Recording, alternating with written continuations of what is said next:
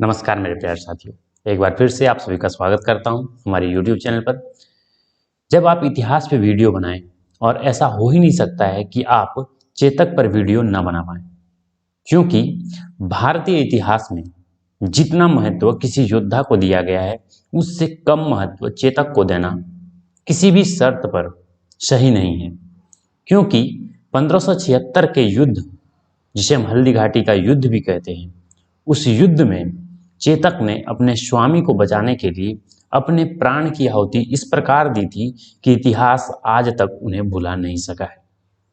हम सबसे पहले चेतक के साजो सामान के बारे में बतला दें। चेतक एक घोड़ा था जो अरबी नस्ल का घोड़ा था। लंबाई और चौड़ाई में कहा जाता है कि उसके जैसा दूसरा घोड़ा रणक्षेत्र में नहीं दिखने को मिलता था। चेतक को महाराणा प्रताप ने एक विशेष वेशभूषे में सजा कर रखा था। चेतक के मुंह पे एक हाथी के सूंडनुमा आकृति इसलिए डालकर रखी गई थी ताकि सामने के हाथी उसे घोड़ा न समझकर हाथी समझे। साथ ही साथ उनके चेतक के शरीर पे जो काठी और अन्य कवचनुमा लोहे लगाए गए थे, उनका कुल वजन 2.5 क्विंटल के आसपास था। एक घोड़ा जो महाराणा प्रताप को लेकर जाता था, उसके साथ साथ महाराणा प्रताप के साजो सामान और घोड़े पर अतिरिक्त 250 केजी का साजो सामान। उसके बाद भी वो घोड़ा पवन की गति से युद्ध के मैदान में दौड़ता था।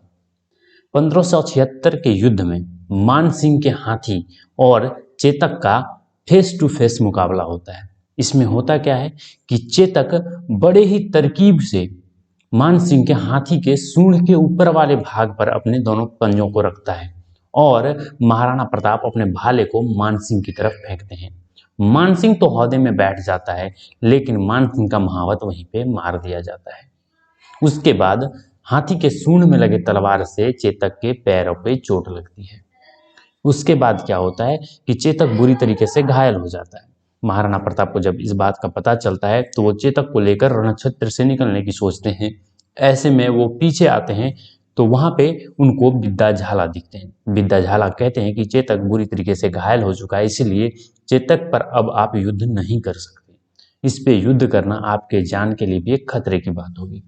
ऐसे में विद्या झाला महाराणा प्रताप के सभी साजो सामान को लेकर युद्ध में महाराणा प्रताप जी की जगह पर लड़ने लगते हैं और महाराणा प्रताप हल्दी घाटी के युद्ध से वापस जाने लगते हैं।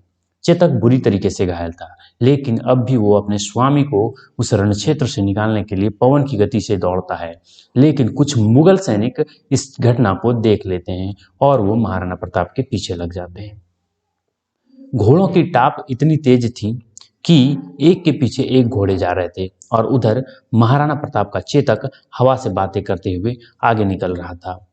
चेतक को खमनौर की पहाड़ी की तरफ लेकर जाना महाराणा प्रताप की आखिरी ये सोच थी कि किसी तरह हम खमनौर की पहाड़ी तक पहुंच जाएं।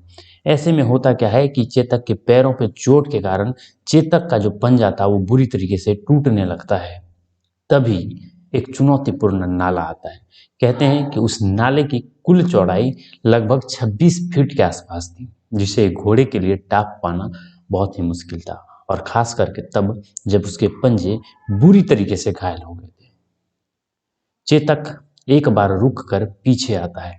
महाराणा प्रताप खुद सोच में पड़ जाते हैं कि अब यहाँ से उन्हें फिर से एक बार मुगलों के साथ संघर्ष करना होगा और इस संघर्ष को अकेले करना होगा।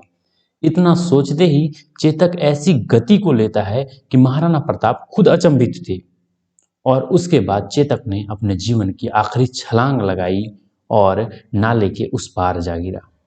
मुगल सैनिकों के घोड़े में इतनी गति थी नहीं कि वो उस बरसाती नाले को टाप पाए, और सभी सैनिक नाले के उस पार ही रुक जाते हैं। चेतक जैसे तैसे महाराणा प्रताप को लेकर थोड़ी दूरी और तय करता है और अंत में गिर जाता है। महाराणा प्रताप चेतक के सिर को अपनी गोद में लेकर नम आंखों के साथ चेतक को चूमने लगते हैं। ये दृश्य ऐसा था जैसे कि एक पिता अपने पुत्र को चूम रहा था। अपनी नम आंखों के साथ अपने हृदय में कई सारे यादों को लेकर महाराणा प्रताप चेतक को आखिरी विदाई देते हैं, और चेतक ने उस छलांग के साथ अपनी कहानी को इतिहास में हमेशा के लिए अमिट लिख गया था।